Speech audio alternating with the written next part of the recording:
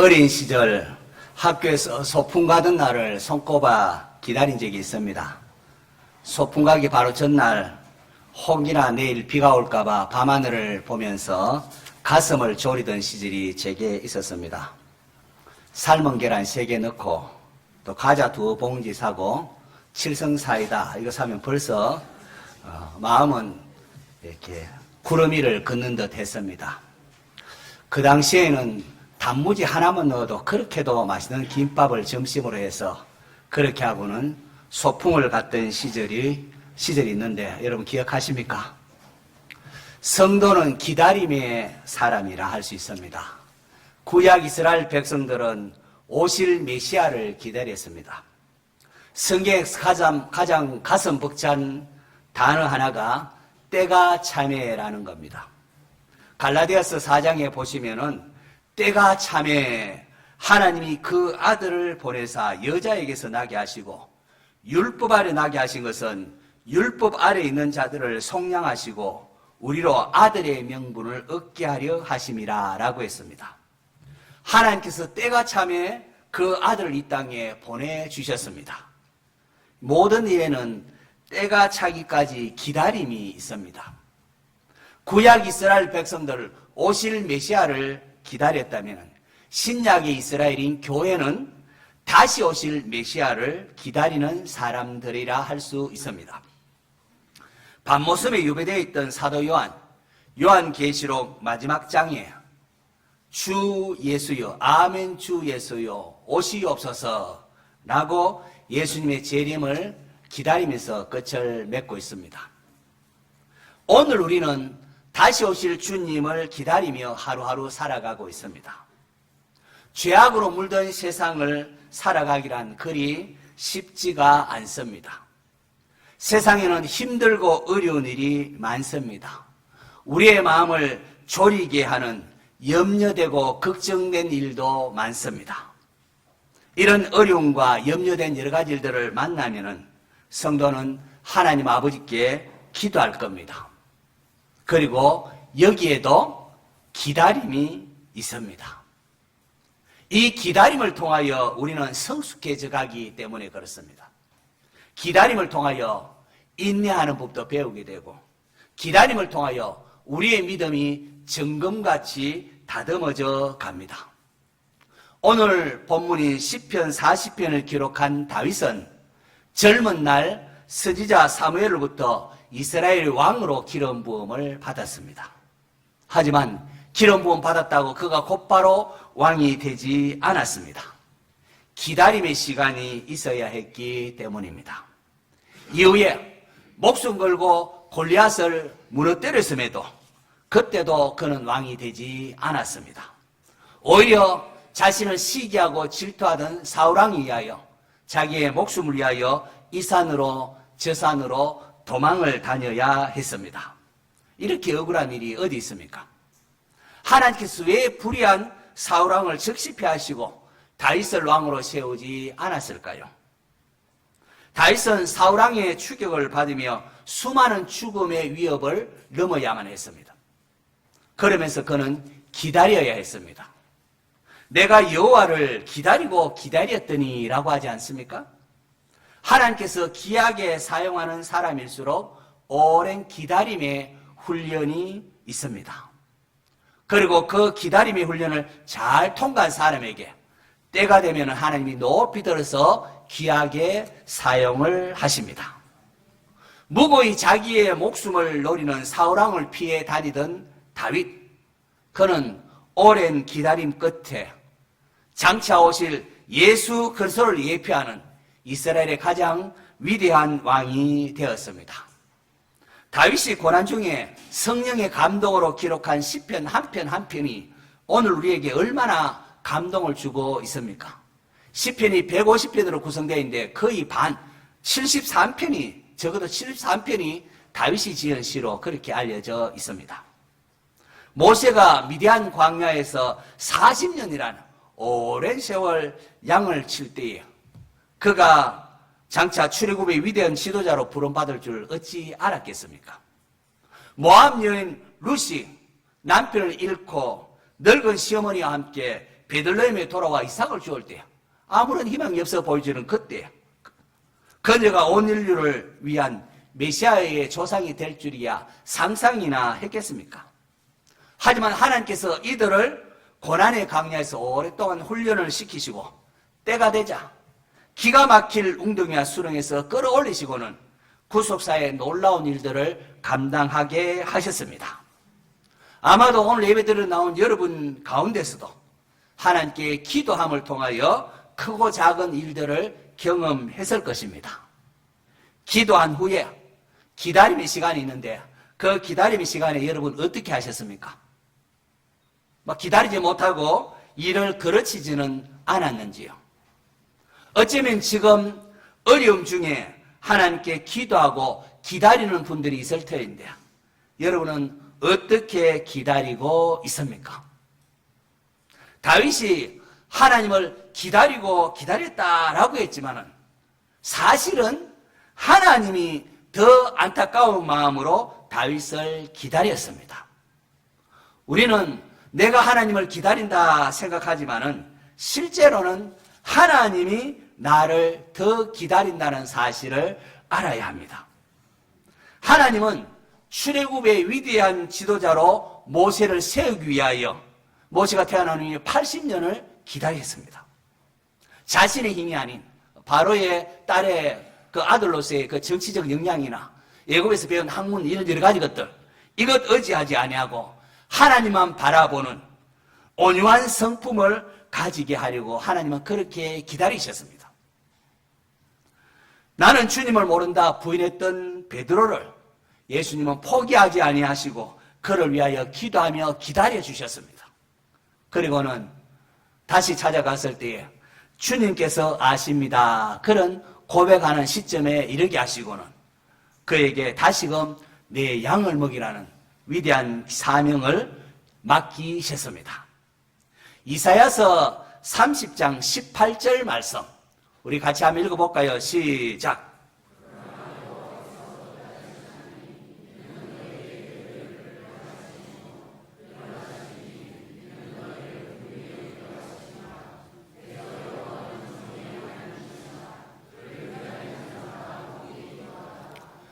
그러나 여호와께서 기다리시나니 이는 왜냐하면은 너에게 은혜를 베풀려 하심이요 라고 했습니다. 이사야 3장 18절 바로 앞에 어떤 내용이 있는가 하니까 여호와께서 이스라엘을 징계하는 내용이 나옵니다. 그들이 하나님의 말씀에 불순종하고 예굽을 의지하고 불의를 행했기 때문에 하나님께서 이스라엘을 징계하시는 장면이 나옵니다. 그런데 보십시오. 하나님께서 이스라엘을 징계하시면서 그러나 여호와께서 기다리시나니 이는 너희에게 은혜를 베풀려 하심이요 라고 했습니다. 이러한 하나님의 마음을 알고 끝까지 하나님을 바라보며 기다리는 자마다 복이 있나니 라고 했습니다. 하나님께서 우리를 돌이키기 위하여 이렇게 저렇게 말씀하시건만 깨닫지 못하고 있지는 않습니까? 하나님께는 때로 이렇게 설교 말씀을 통하여 또 때로는 가정의 여러 가지 경제적 어려움이나 각종 질병 등을 통하여 우리에게 말씀하십니다. 그럴 때에 하나님의 말씀을 들을 수 있는 영적인 귀가 있기를 축원합니다. 누군가가 나를 포기하지 않고 기다려준다는 사실로 인하여 감격해 본 적이 있습니까? 아무도 내게 관심을 기울이지 않을 때에 저 인간은 틀렸다 할 때에 포기하지 않고 기다리시는 분, 때로 내가 나 자신을 볼 때도 너무 실망스러울 때 그럼에도 불구하고 나를 기다리는 분이 있습니다. 그분이 궁극적으로 바로 우리가 섬기는 삼위일체 하나님이십니다. 하나님은 오늘도 기다리시는 분입니다. 집 나가는 아들을 기다리는 아버지의 마음이 그 하늘 아버지의 마음이 누가복음 15장에 예수님의 탕자 비유 또는 아버지와 두 아들의 비유로 기록되어 있지 않습니까? 아버지의 재산을 다 탕진해버린 그 아들이었지만 그가 자신의 잘못을 깨닫고 아버지께로 돌아왔을 때 아버지는 막 달려가서 목을 안고 입을 맞추었습니다. 그리고는 아들의 지위를 회복시켜 주시면서 너무 기뻐서 잔치를 베풀었습니다. 곁길로 나간 자녀를 포기하지 않고 기다리는 부모로 인하여 다시 한번 자녀에게 기회가 주어지듯이 기다리시는 하나님 아버지로 인하여 오늘 우리는 또 한 번의 기회가 주어진 것이라 할 수 있습니다. 할렐루야. 시편 40편 서두에 내가 여호와를 기다리고 기다렸더니 귀를 기울이사 나의 부르짖음을 들으셨도다. 그렇게 노래합니다. 하나님은 나를 기가 막힐 웅덩이와 수렁에서 끌어올려 주셨다. 이제 흔들리지 않게 반석해 두셨다. 라고 합니다. 부모가 자식을 향한 생각이 많은 것처럼 하나님은 택한 백성을 너무나 사랑하사 수많은 생각과 계획을 가지고 계신다라고 했습니다. 이런 다윗이 이 고백을 한 것은 그에게 아무런 어려움이 없기 때문이 아닙니다. 오히려 지금 그에게는 또 다른 시련이 있었기 때문입니다. 시편 40편 마지막 나오는 17절 여러분 한번 보실까요? 같이 읽습니다. 시작.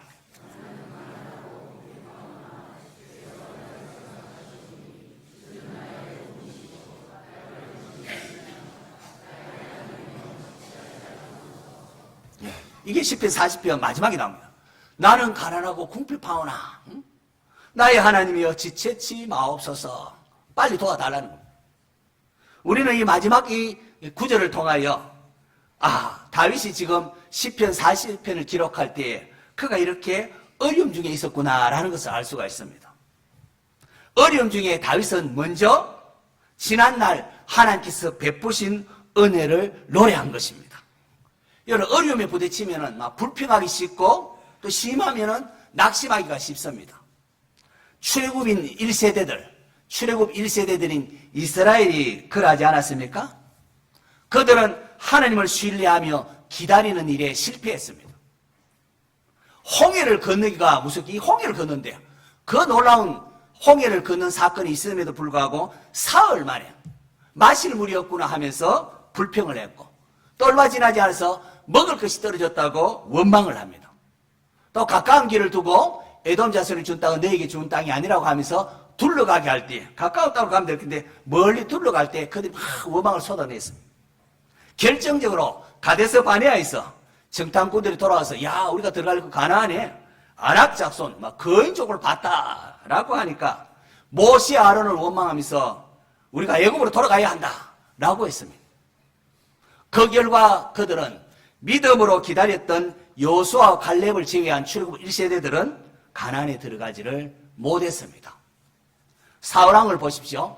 사울왕은 블레셋과의 전투를 이렇게 하고 해야 되는데 백성들이 블레셋 군사들을 보고 무서워서 이렇게 한 명 한 명씩 흩어지는 것을 보고는 기다리지 못하고 인간적인 방법을 동원합니다. 야 번지와 화목제물을 이리 가져오너라 하고는 구약시대는 제사장만이 드리도록 한 제사를 자기가 그냥 드려버립니다. 사울은 하나님의 방법과 하나님의 때를 기다리지 못했습니다. 이로 인하여 선지자 사무엘로부터 왕이 망령되이 행하였도다. 그러므로 왕의 나라가 길지 못할 것이라는 책망을 받습니다. 기다림의 과정에 실패하지 않기 위해서는 오늘 시편의 다윗처럼 지난날에 베푸신 하나님의 은혜를 기억해야 합니다. 하나님께서 수많은 선지자를 통하여 이스라엘 백성들에게 끊임없이 반복해서 말씀한 것도 바로 이겁니다. 하나님의 은혜를 기억하는 것. 너희가 애굽의 종되었던데 하나님 너희를 구원했다. 이것을 기억하라고 반복해서 말하고 있습니다. 제가 개인적으로 이렇게 만들어서 암송하고 있는 격언이 있습니다. 한번 따라해 주시겠습니까? 어려울수록 돌아보아 감사하자. 저는 이것이 여호와를 기다리는 자의 합당한 자세라고 생각을 합니다. 그래서 어려울수록 돌아보아 감사하자 이렇게 성경 제일 앞에 써놓고 다니기도 했습니다. 가장 먼저는 세상의 그 어떤 것보다도 우리가 구원받아서 그것을 인하여 감사하시기 바랍니다. 그리고 지난날에 어려움 중에 기도했을 때 하나님이 응답해 주시고 하나님께서 이끌어 주신 것에 대하여 감사하고 그리고 지금 오늘 우리 찬양대 찬양한 것처럼 지금 숨 쉬고 이 자리에 있음 자체도 하나님이 공기 주시고 우리를 살아있게 하심으로 또 한 번의 지혜를 주심으로 그 하나님의 은혜임을 알고 감사하시기를 바랍니다. 교회 내 연말하신 분들이 많은데 세월의 흐름과 함께 몸도 마음도 약해지지만은 그래도 지금까지 지내온 것 하나님의 은혜가 아니겠습니까? 다윗은 여호와를 기다리는 가운데에 깨달은 것이 있습니다. 하나님께서 그에게 알려준 게 있습니다. 시편 40편 6절 또 스크린 보면 같이 한번 읽을까요? 시작.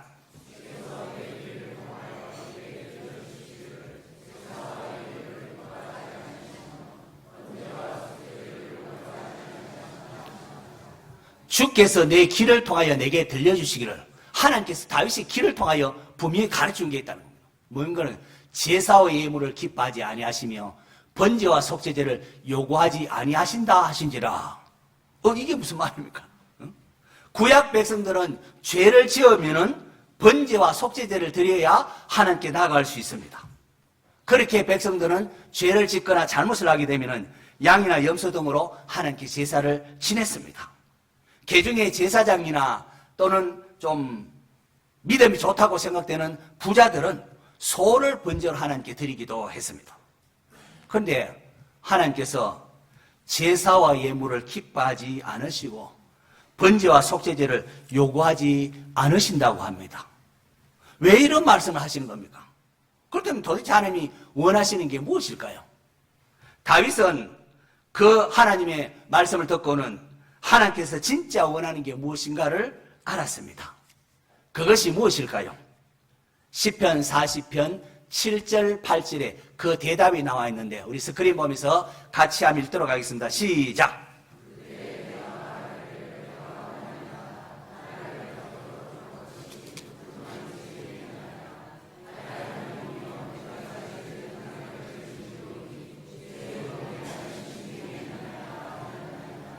그때 내가 말하기를 내가 왔나이다. 나를 가리켜 기록한 것이 두루마기 책에 있나이다. 나의 하나님이여 내가 주의 뜻 행하기를 즐기오니 주의 법이 나의 심중에 있나이다 하였나이다. 하나님께서 내가 제사와 제물을 원하지 않는다고 하니까 다윗이 하나님이여 내가 왔나이다 라고 했습니다. 이게 무슨 뜻이겠습니까? 하나님이 원하시는 것은 양이나 염소와 같은 제물이 아니라 바로 우리 자신이라는 하나님 내가 왔습니다. 아브라함이 이삭을 번제로 바칠 때 깨달은 것도 바로 이겁니다. 아브라함은 그동안 하나님께 제사를 많이 드렸습니다. 양들 가운데 토실한 것, 흠없는 것 그걸 골라서 하나님께 이렇게 제사를 드립니다. 그리고는 오늘 참 제사를 잘 드렸네. 그리고 토실한 것, 정성껏 골라서 잘 드렸네. 그렇게 생각을 했습니다. 그런데 모리아산에서 이삭을 드리라는 하나님의 명령에 순종함으로 제사가 무엇인가를 새롭게 배웁니다. 부들부들 떨면서 자기의 목숨보다 귀한 자기의 전부인 부들 떨면서 아들 이삭을 잡으려고 할 때 하나님께서 아브라함아 그 아이에게 내 손을 대지 말라. 그에게 아무것도 해가지 말라. 내가 내 독자까지도 내게 아끼지 아니하였으니 내가 이제야 내가 하나님 경외하는 줄을 아노라 라고 했습니다. 그리고는 숯불에 뿌리 걸린 순양을 대신하여 제사를 드리도록 하셨습니다. 아브라함은 그때 제사가 무엇인가를 제대로 깨닫습니다. 그것은 단순히 양 한 마리 잡아 드리는 것이 아니었습니다. 그것은 나의 전부를 하나님께 드리는 것이라는 것을 그제야 깨닫습니다. 예배도 마찬가지입니다. 이것은 다른 모든 일에도 마찬가지입니다. 바울이 헌금하는 데 인식한 고린도 교인들에게 헌금의 원리를 설명하면서 마게도냐 교회 성도들이 참 가난한 중에서도 기뻐하면서 풍성한 헌금을 했다 하면서 이렇게 말합니다. 그들이 먼저 자신을 주께 드리고 마게도냐 성도들이 먼저 자신을 주께 드리고 또 하나님의 뜻을 따라 우리에게 주었도다. 우리에게 구제헌금을 이렇게 주었다는 겁니다. 우리가 11조를 드리면서 내가 소득의 10분의 1을 드렸으니 나는 헌금 생활을 잘한다. 그렇게 생각하면 오산이라는 겁니다.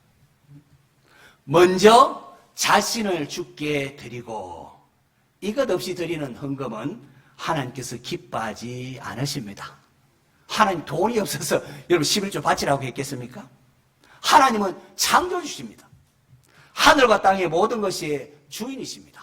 시편 곳곳에 땅과 거기에 충만한 것과 세계와 그 가운데 사는 것은 다 여호와의 것이니라는 게 시편 도처에 나와 있습니다. 그렇게 하나님께서 기뻐하시는 것은 천천의 순양이나 만만의 강물 같은 기름이 아니었습니다. 하나님께서 번제와 속죄제 드리라는 것은 그거 기뻐하는 게 아니고 그것을 통하여 하나님을 거역하고 배반한 우리의 죄를 회개하고 상한 마음으로 하나님께 돌아오기를 원했다는 겁니다. 하나님의 마음에는 다른 그 어떤 것보다도 하나님의 백성인 저와 여러분뿐이라는 겁니다. 우리가 예수 그리스도의 모습을 닮도록 하기 위하여 하나님은 모든 것을 아십니다. 필요하면 물질을 쏟아 부어 주시기도 하시고, 필요하면 그 물질 다 거두어 가시기도 하시고, 필요하면 명예도 또 건강도 얼마든지 주시기도 하시고, 또 필요하면 또 거두어 가시기도 하십니다. 하나님께는 우리가 마치 전부인 것처럼 그렇게 우리를 사랑하시기 때문에 그렇습니다. 그러므로 죄악된 세상에서 다른 어떤 것보다도 정결한 모습으로 하나님께 나아가기를 기도하십시오. 부자가 되고 높은 지위에 오르는 그것보다도 예수님 닮아가기를 소망하시기를 바랍니다. 지금 좀 물질이나 여러 가지로 힘들고 어렵지만 주님 나를 다듬으소서, 나를 정금같이 만드실 주님을 믿습니다. 우리의 입에서 이 기도가 나올 때에 주님은 자신을 계시합니다. 주님이 얼마나 좋으신 분이신가, 하나님이 얼마나 우리를 위하시고 사랑하시는 분이신가를 계시해 주십니다. 최근에 이제 네 돌이 다 돼가는 이제 우리 손녀가 방학이라고 하면 우리 집에 왔습니다. 이제 네 돌이 다 돼가는데요.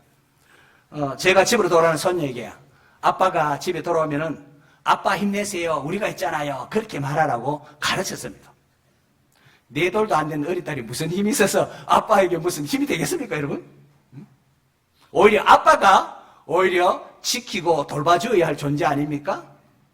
그럼에도 사랑스러운 어린 딸이 아빠 오늘 힘들었죠? 힘내세요 라고 하면은 아빠의 마음이 어떨까요? 직장에서 피곤하고 힘이 들어도 자기를 위한다는 이 사랑스러운 딸을 볼 때에 얼마나 힘이 나고 위로가 되지 않겠습니까, 여러분? 저는 이것이 하나님 향한 우리의 자세여야 한다고 생각합니다. 죄악이 범람한 시대에 하나님 마음이 무너지지 않았겠습니까? 내가 만든 창조세계에 이렇게 인간이 거역하고 나를 반역하고 모함하고 하나님 마음이 무너졌습니다. 바로 그럴 때에 하나님 우리가 있잖아요 하면서 하나님을 위로하고 하나님과 동행했던 에녹이 그러했고, 노아가 그러했고, 아브라함이 그러했고, 다윗이 그러했습니다. 연약한 우리 인생이 무슨 힘이 있습니까? 늘 넘어지기를 잘하지만 그래도 우리가 하나님 사랑하고 하나님의 친구가 되고 싶어하는 것, 그것을 하나님은 원하십니다. 다윗이 하나님께 내가 왔나이다, 나를 가리켜 기록한 것이 두루마리 책에 있나이다. 나의 하나님이여 내가 주의 뜻 행하기를 즐겨오니 주의 법이 나의 심중에 있나이다 라고 했습니다. 하나님께서 원하시는 것은 제사나 예물이 아니라 우리 자신을 하나님께 드리고 하나님의 뜻을 행하는 것이라고 두루마리 책, 율법에 기록되어 있다는 겁니다. 히브리서 10장 7절에 가보면은 기자는 바로 시편 나오는 바로 이 본문을 예수 그리스도에게 적용하는 것을 볼 수가 있습니다. 하나님의 뜻을 온전히 이루시는 분은 오직 예수 그리스도이시기 때문에 그렇습니다. 하나님께서는 독생자 예수 그리스도의 온전한 순종과 그분의 십자가의 죽음을 우리를 대신한 것으로 보셔서 우리의 죄를 대속하시고 의롭다 해주십니다. 이 놀라운 구속의 은혜로 인하여 성도는 자주 넘어지고 하지만은 하나님의 은혜의 보좌 앞으로 담대히 나아갈 수 있습니다. 오늘 우리 가운데에 힘들고 어린이를 만나서 마음 졸이며 기도하며 기다리는 분이 있을 것입니다. 여호와를 기다릴 때에 어려울수록 돌아보아 감사하십시오. 날 구원하신 하나님께 감사하고, 다른 무엇보다 구원한 그 자체만으로도 감사하고, 매 순간 숨쉬는 모든 것이 하나님의 은혜임을 알고 감사하십시오. 그렇게 감사하며 하나님을 기다리는 자에게 하나님은 좋은 것을 주십니다. 우리가 하나님을 기다린다고 하지만은 사실은 하나님이 지금 우리를 기다리고 있다는 사실을 아셔야 합니다. 하나님이 아닌 다른 곳에서 행복을 찾으려는 이 어리석음에서 돌이켜야 합니다. 하나님이 아닌 다른 곳에서 만족을 얻으려고 하는 모두가 우상 숭배에 해당이 됩니다. 우리 각자에게 주어진 여러 가지 삶의 문제들은 이제는 하나님께로 돌아오라는 하나님의 신호일 수가 있습니다. 하나님을 기다리는 다윗에게 하나님께서는 그 형식적인 제사나 제물을 원하지 않는다고 하십니다. 하늘도 땅도 그 가운데 모든 것이 하나님의 것인데 하나님은 뭐가 부족해서 뭐 하라 뭐 내라 그런 요구하겠습니까? 하나님이 원하시는 것은 우리 자신입니다. 우리 자신. 우리 자신을 하나님께 드리고 거기에 따라 나머지는 뭐 모든 11조나 뭐 주일성 이 나머지는 거기에 표현되는 것이 지나지 않습니다. 저는 담대히 말할 수 있습니다. 하나님은 우리를 억압하는 분이 아니라 자유를 주시는 분이십니다. 내가 엉켜져서 몰라서 그렇지. 하나님을 내 인생의 주인으로 인정하고 우리 자신을 드리면은 우리의 연약함에도 불구하고 하나님은 예수님으로 말미암아 우리에게 모든 것을 주십니다. 자유를 주십니다. 평안을 주십니다. 하나님께서 여러분 각자에게 주신 그 인생의 도화지에 여러분 어떠한 삶을 그리고 있습니까? 어리석게도 세상을 사랑하고 거기에 행복이 있는 줄로 착각하고 그렇게 달려가고 있지는 않습니까? 그런 분이 있다면은 오늘의 설교가 이제는 여호와의 기쁨이 되기를 소망하고 여호와를 찾고 기다리겠다 결단하는 기회로 삼으셔야 합니다. 나의 왕국이 아니라 하나님의 나라를 세워나가는 성도가 되시기를 바랍니다. 여호와를 기다리는 여러분에게 하나님께서 속히 건져주시고 복 내려주시기를 축원합니다.